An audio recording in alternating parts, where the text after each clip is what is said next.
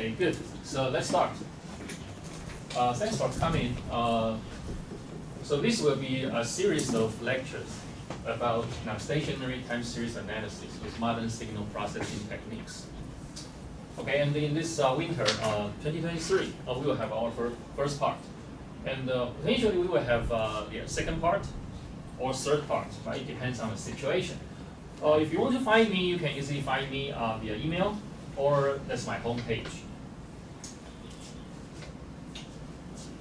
Okay, so this is a rough topics organization of this part 1.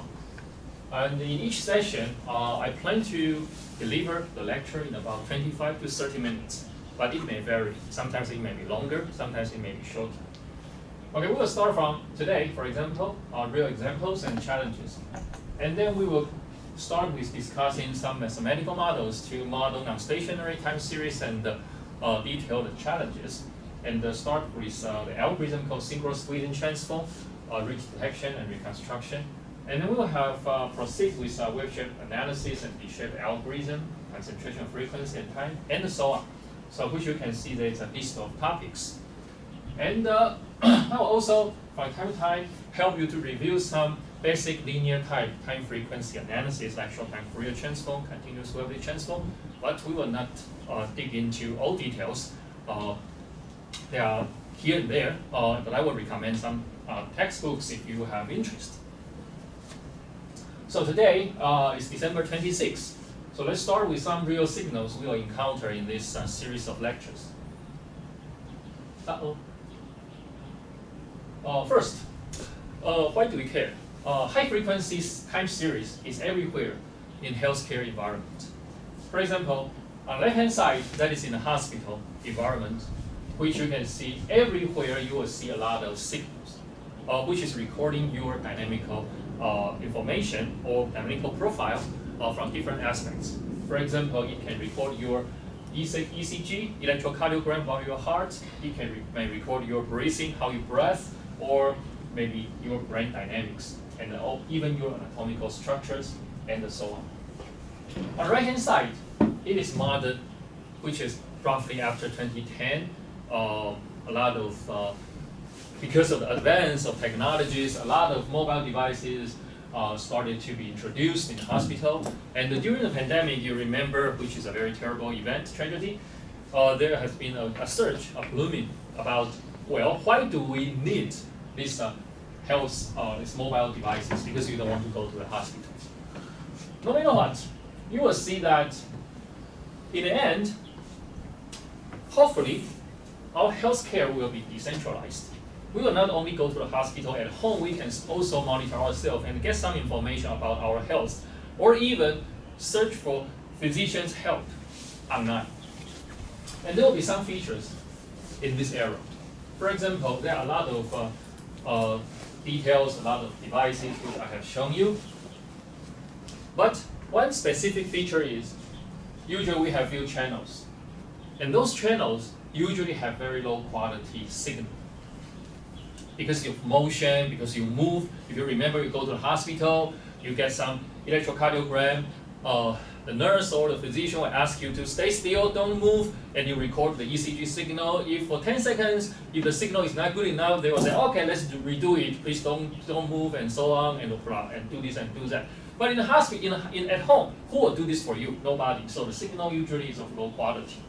So how to handle low quality signals? On the other hand, the signals, the devices are cheap, and you can easily get them. And you can record it, continuously record your physiological dynamics. So those information is usually observed in the hospital. So you can see some dynamical information. Okay, it's not that, oh, you go to the hospital and you are very ill, then you record the signal and so on. Okay, so let's have some more specific examples, the signals. The first one is PPG, or photoplethysmography. Photoplethysmography, which is a very, very common device which you can get from your watch pad or mobile device. And recently, for example, this is called tip track. Then you put in a finger and you record the photoplethysmography of of you, and this is the ring, which you can put on your finger as well. And the mechanism is very simple. Usually you will have an LED which emits lights going through your finger or going into whichever part you are shading. And the light will go through the tissues and arrive the capillary. And inside capillary vessels, there will be red blood cells which has hemoglobin. And hemoglobin will carry oxygen. Depending on the oxygenization level of the hemoglobin, it will absorb different amount of light at different spectrum, so that the reflected photon, reflected light, will have different spectrum, which can be detected by the photo detector. And so you will get information about how your body looks like. For example, this is the typical example, typical signal you will get. You can see there is a lot of oscillation. Okay, and this signal is recorded, for example, during this lower body negative pressure study, which is a study that I will go into details and use as an example to show you how to apply the tools later.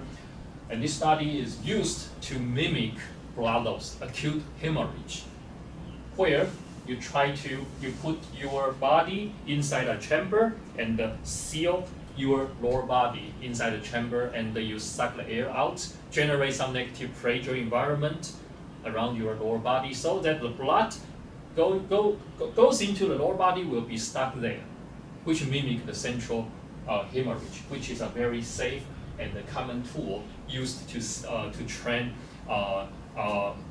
soldiers in the battlefield or astronauts that will go to the space. And what we can see is, if you just focus over different stages of experiment, which is related to different stages of blood loss during the experiment, and I only show you 2 seconds of signal each. These are different phases of experiment. Then what you can see is the morphology here. You see, this is the PPG signal, which looks like this one, like normal one. But then you start to have blood loss, you have blood loss, you have blood loss. You can see the morphology changes. The morphology changes. The question here is obviously, can we take these morphological changes into account and understand the hemorrhage status so that we can better understand the hemodynamics? That is one example. And the other example is a very, very commonly kind of ignored but super important topic. That is about signal quality. So I give you two segments of PPG signals. Obviously, they do not look similar to the previous one. But if I ask you which one is normal, which one has a higher quality of signal, of the signal, which one you should trust? Okay, if you know how to read the signal, probably you will say, hey, this one looks better, isn't it? This one looks better. At least it looks like simulation or oscillation. But although there are some kind of maybe not very good parts, okay, but it's okay, very good. So I will answer you briefly which one is better, but later, okay? And this is the question you may ask yourself. Okay, when you use real data and the data from real life, what may happen and what we should pay attention. And as I mentioned, PPG signal is everywhere. It's everywhere. So you may even take your iPhone and record your face and get the PPG signal, which is called non-contact PPG. So that is how the non-contact PPG looks like, which is noisier. And as I mentioned, okay, yep. And then the other one is, as I mentioned, you can do sports, right? You can run. And when you are running, you can record also the PPG signal, and this is the recorded PPG signal. Now, how to study? You may see it's very non-stationary, isn't it? You have some spiky oscillation, and this spiky oscillation somehow disappears and become a bit weird, and then it becomes very fluctuating, and so on. So the statistical behavior changes from time to time. It's very non-stationary.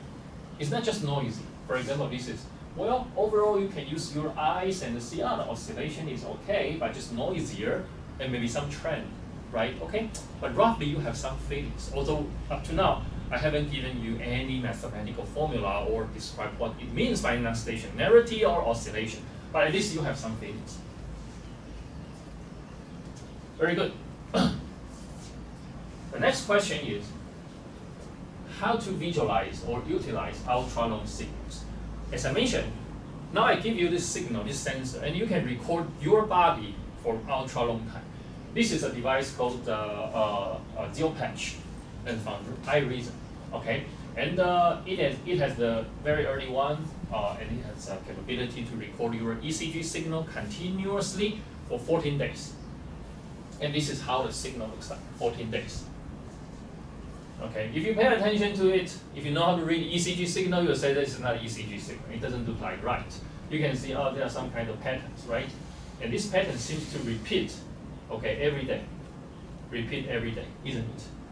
Although this pattern is hard to say and difficult to quantify. Let's zoom in. That's one day, 24 hours. Then what do you see? You see, hey, this 24 hours, this is kind of weird here, but it's kind of a lighter or even smaller and larger. What is it? It is because in one day, in each day, you will sleep for roughly 8 hours. That is sleeping. And when you are not sleeping, you are moving. Like me, I'm moving. When you are moving, there's a lot of artifacts that may be recorded.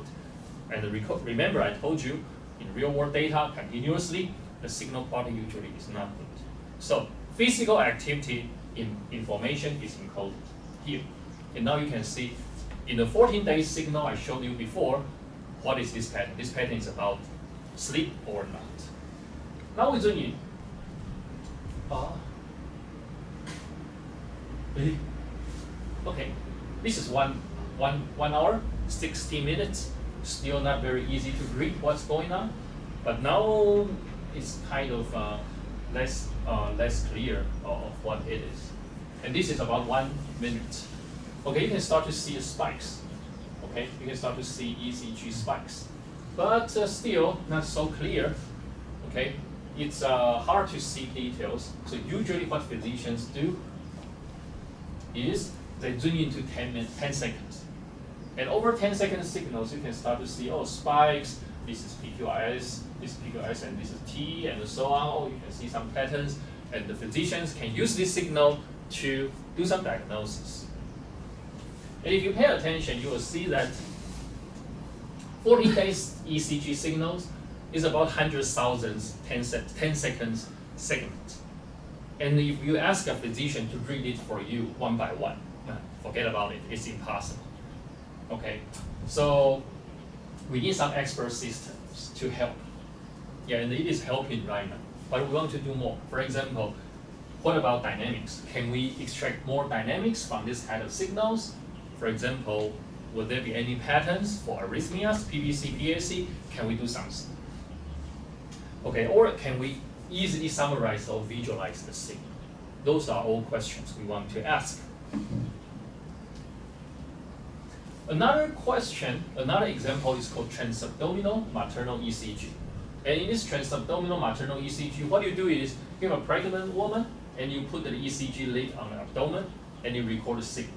And this is how the signal looks like. In this signal, what do you see? You will see there are some big spikes. Okay? Those big spikes are maternal's heartbeat.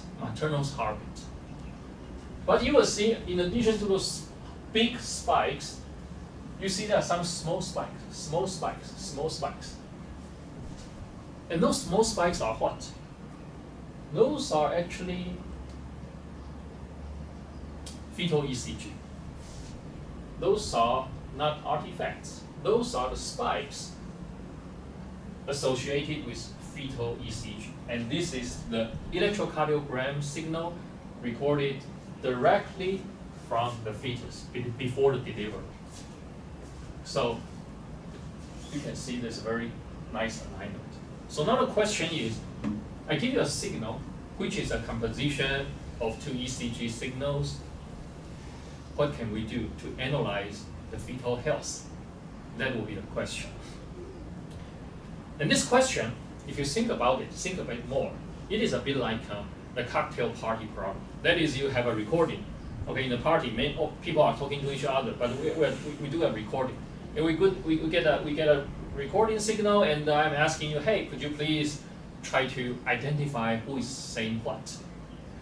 Our ears is very good, right? You go to a party, then you can just pay attention. Oh, Frank is there. Oh, right? And then you go there, or you listen. Oh, I want to hear some gossips. Okay, so our ears are good, but now I give you just a recording.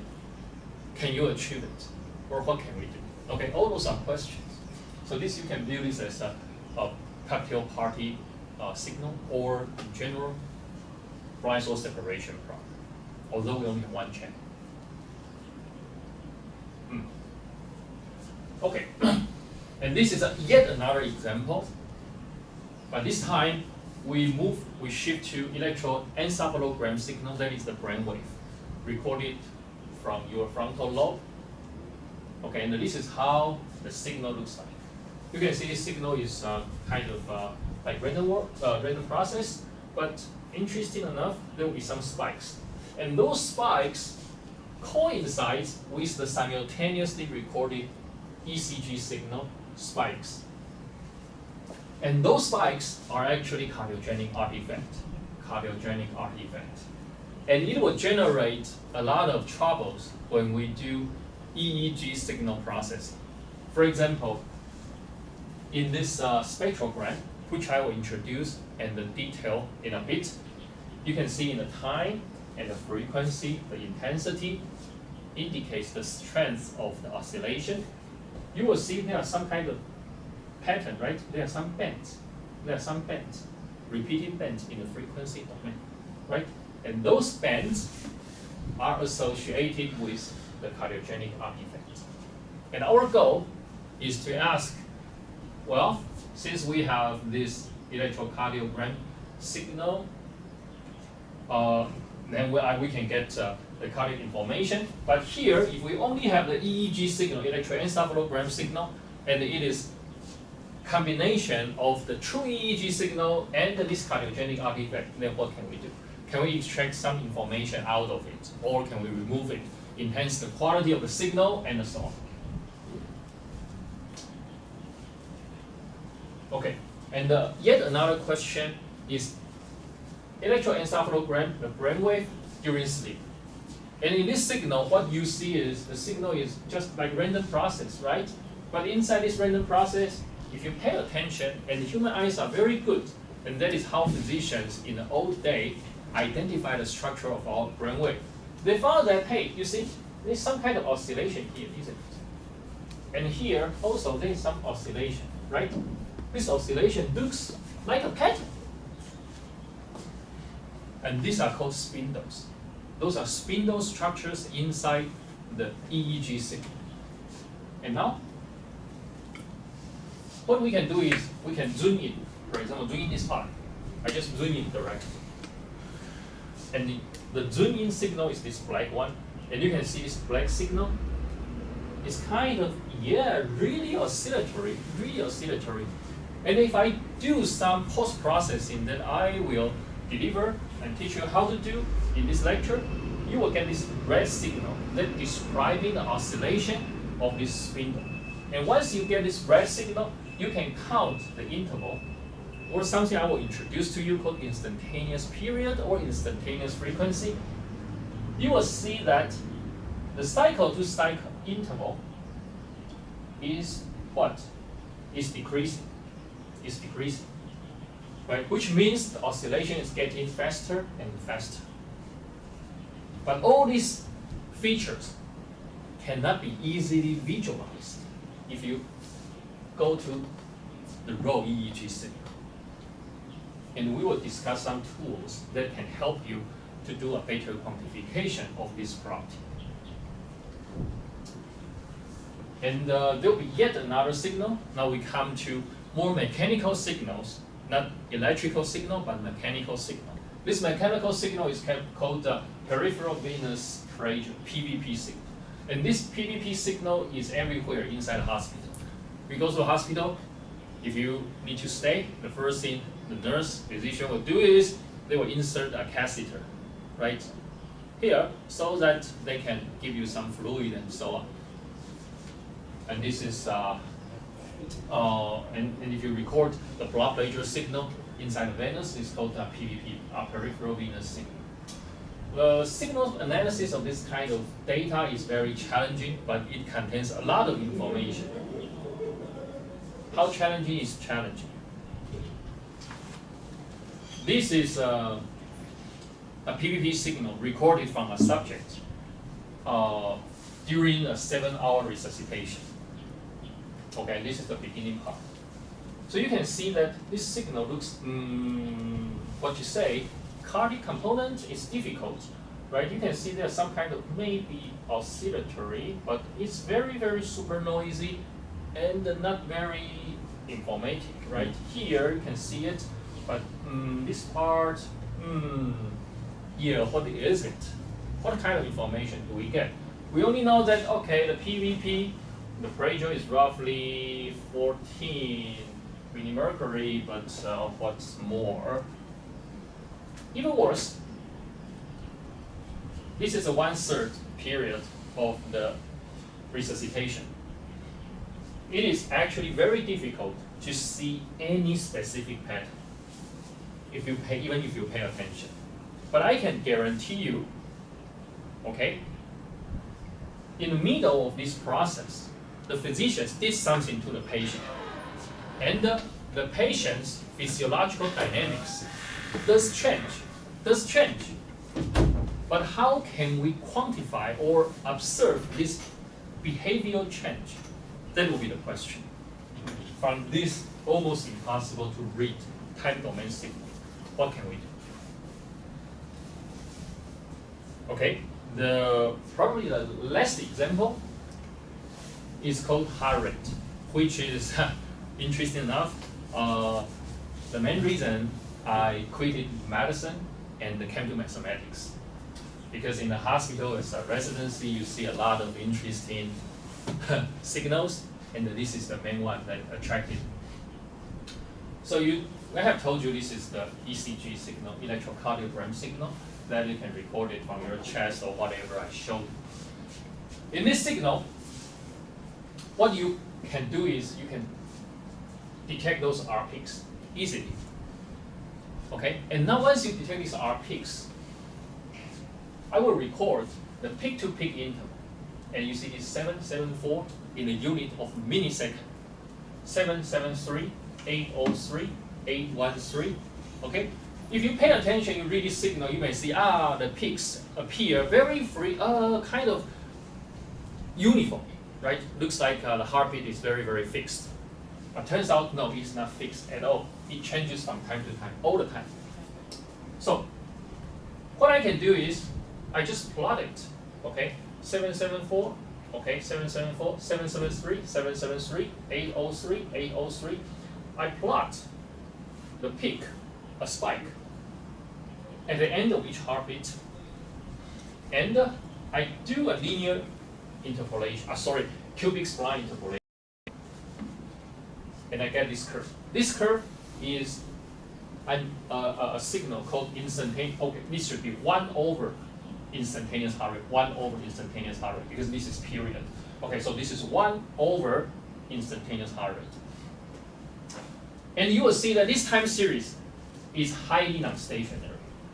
Highly non-stationary, and most of traditional methods fail to capture the desired information.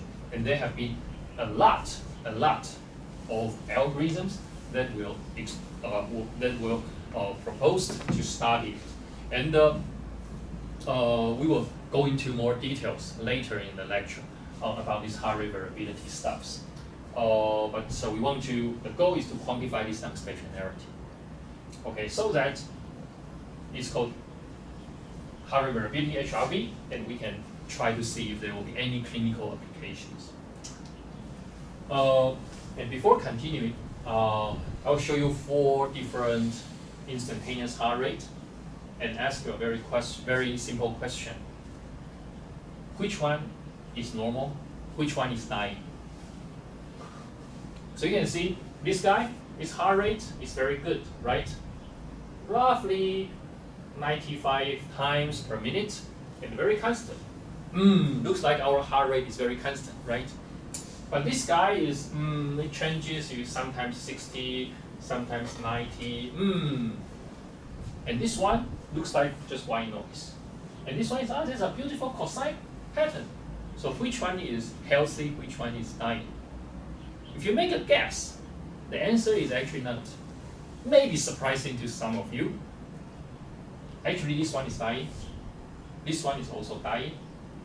And this one is healthy. And this one has some heart disease called atrial fib.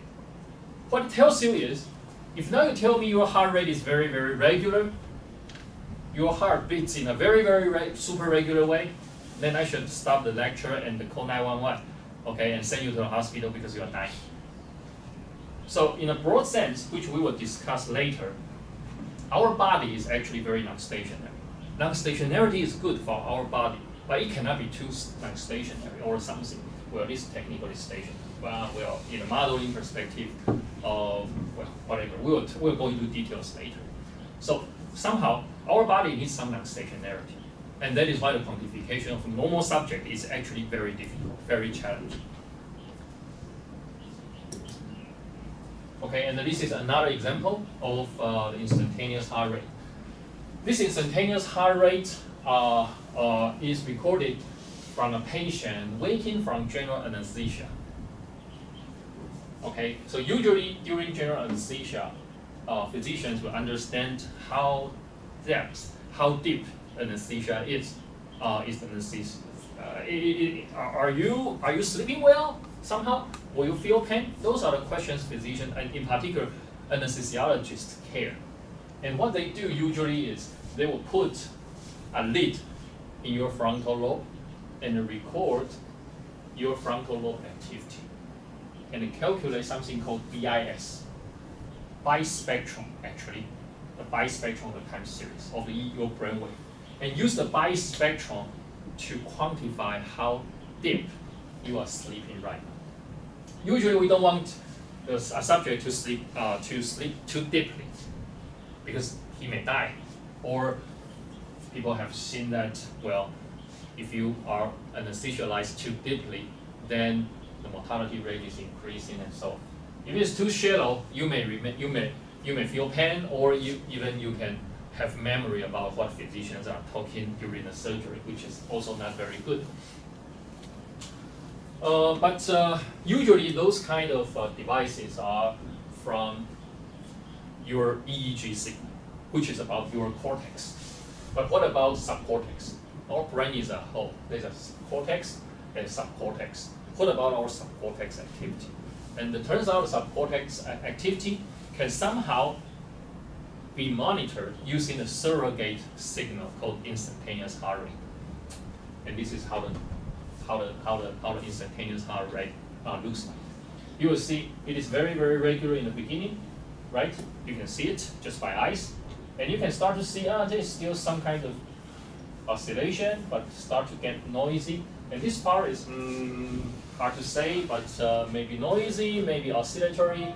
But you will say, hey, roughly after here, it's kind of starting to get weird. Just weird. Hard to say what's going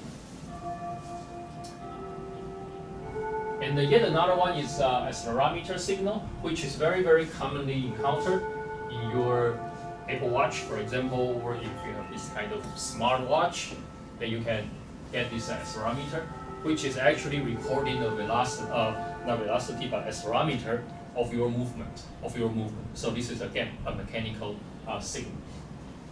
So you will see that when this when the signal, when you wear the accelerometer in your wrist, okay, and you move, you work for a bit, and then you stop, and you work again, okay, and this is how the signal looks like. Working, stop, working, and so on. And what you will see is Well, the working pattern changes from time to time. They are not fixed, and so on. And this is kind of spoiler alert, like the short-time Fourier transform, spectrogram, and the synchro squeezing that we will introduce. Then I will tell you how to read it. You can see a lot of dynamical changes from time to time. And those dynamical changes will lead to a lot of analysis troubles. In particular, if you want to dig into detailed information, not just the very rough physical activities. Yet another example is respiration. Okay? These respiratory signals are all recorded from one subject, me. Okay? And I myself, right? When I say breathing, okay, it is my breath. I breathe in from my lung, right, to my nose, and so on, my body, and everywhere. There will not be different ways of breathing from me. Well, I should say there may be, well, different, well, it depends on physiology, okay, it's a bit, but from different modalities that you record respiration. For example, this is the pressure signal, this is the airflow signal, this is the end-tidal CO2 signal, this is the impedance signal. They are all recording me about my respiration, but from different angles, using different mechanisms. But they are all about me that is breathing. But you can see they are all different. They are all different. And what is common? The common thing is, if I have a cycle, one cycle in the pressure signal, then I will have one cycle in another signals. But the cycle morphologies are different. So what does it mean and how to utilize it? For example, as we will discuss in a bit during the lecture, these three channels can be easily recorded from a hospital, but this one can be easily recorded at home. But this one usually has low signal quality. Okay, so how can we use the clinical trial results that you do, okay, in the hospital with those high quality sensors and dedicate it to utilize the signal that you can record at home using cheap and low quality signal. There will be a lot of other non-medical signals which are not my expertise, but I want to show you. For example, this is wolf howling. You hear this? Wolf is howling, and there may be some multiple wolves howling. And what biologists want to know is, okay, how many wolves are there? What is their ages, and so on. All those kind of questions. And the birds, it's everywhere, right? It's unlike wolves that is not easy to approach. Birds you can approach everywhere easily, but you can see the signal, recorded signals is very, very complicated and has a lot of structures. And the biologists have interest in studying, okay, how do birds learn from each other or communicate from each other? They found that different birds from different regions, even the same species, like if they are separated by 100 miles away, then they cannot communicate with each other. Why? They seem to have also their local dialect and so on. How to do this kind of analysis? Okay, now signal processing is very important, but that is not my expertise. This is an electricity demand signal from Turkey.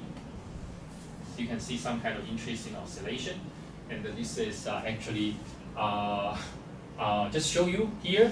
And at some time, maybe I will use it as an example to demonstrate some algorithms. This is actually a super interesting example because in Turkey they have two calendars, and this is the combination of two calendars. So there are actually two components. But if you pay attention, it doesn't look like there are two components. Yeah, that's an interesting part.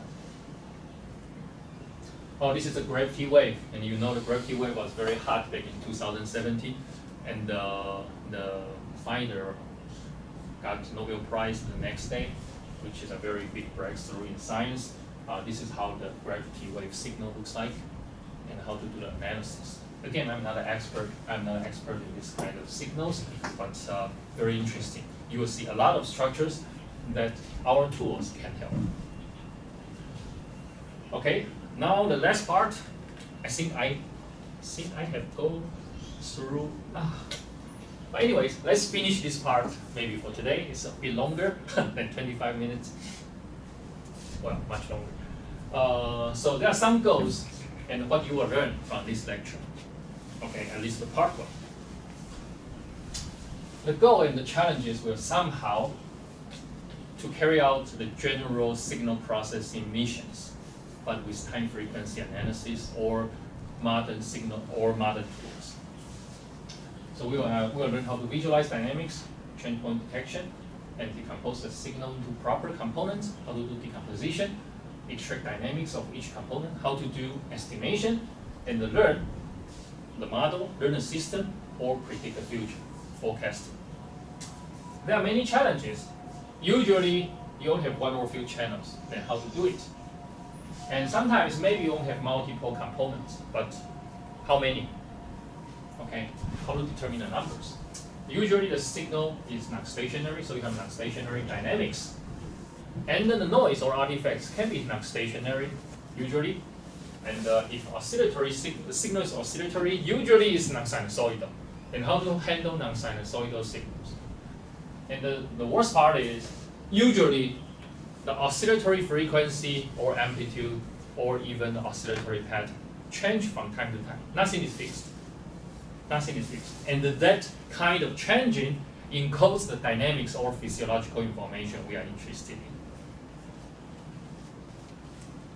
Okay, for example, for the goal 0 for visualization, this is the time frequency representation of the instantaneous heart rate from a subject recorded during waking up from general anesthesia. As I told you, there is a very clear oscillatory pattern, and it changes, right? And it changes and changes. And this is a time frequency representation you get. And there are some events that I marked. For example, here, you turn off the sevoflurane, the drugs, anesthesia drugs, and you turn off ventilation here, and then the patient awake from the anesthesia. So if you pay attention to these 3 labels, you will see there's a kind of a reasonable enough cutoff from the time frequency representation or even from the signal. But in time frequency representation, what you can see is, first, the frequency information, which is hertz, tells you how many cycles per unit of time. And in this example, it is second. So it is how many cycles do you get per second. So here, you can see the intensity indicates the strength of oscillation at this time and frequency. So at time 100 seconds, and the frequency about 0.15, you have a very strong component. And the 0.3 have a very strong component, which means you have observed the oscillatory behavior of this guy, which is roughly how many? 6 minutes, 6 seconds, you have 1 cycle. 6 seconds, you have 1 cycle. And when the ventilation turned off, you see that this guy disappears. This is very regular, which comes from ventilation. But before you turn off ventilation, there is a new component appearing, okay, which somehow tells you why over this period you have an oscillation, but there is some kind of noise. So it's not really noise, it is an oscillatory component. So from the time domain, you cannot see what it is what. But here you can say, oh, there is an oscillatory component. And there are 2 patterns, right? The first pattern is you can see there is a curve. But there is another pattern. Well, it's kind of a lot of maybe curves or whatever, short, long, but they are interlacing. Sounds like grid. But in the middle, you can see somehow the interference, right? It's 2 curves, but it's some kind of something seems to appear. So we can use all this information to quantify the dynamics. And this is the time frequency representation. Comes from the synchronous squeezing transform, and which is a nonlinear variation of short-time Fourier transform or spectrogram. That we will introduce the next lecture immediately. Okay. And another application is this transabdominal maternal ECG. As I told you in this signal, there's a big one, right? Big one. This is a maternal heartbeat, but there is a small, more sharper one, right? Short one. This is fetal ECG. Now, how to determine maternal heartbeat? Which one is maternal? Well, which one is fetus? It's difficult, right? You cannot use the height because they are the same height. Using time domain threshold is impossible, so you need to do something different. And even worse, over this period, you can see the maternal heartbeat and the fetal heartbeat, they overlap together. They happen at the same time. And in this example, sorry, it is even more difficult to determine what it is. And you can try short-time Fourier transform, which we'll introduce in a bit. It is, and if you know what it is, you know what it is, right? You see, it is very, very complicated, super complicated, and there are a lot of weird interference, and you don't know what's going on. But in the algorithm, I will introduce you called the shape. You get two components, just two components, two lines, immediately. And these two lines, this line is actually the fetal heart rate. And why do we know this is fetal heart rate? Because we have simultaneously recorded fetal ECG as the ground truth. So you see, this is maternal heart rate, this is fetal heart rate. You get these two components simultaneously. Okay, and the first goal is decomposition, right? After visualization, we want to do decomposition. As I told you, well, this signal is actually recorded from a subject doing exercise. You may say, hey, this signal looks good. It's actually of high quality. Is it really so? The answer is no. If you apply the traditional peak detection algorithm, which is very successful for good high quality PPG signal, you see it is very weirdly detected.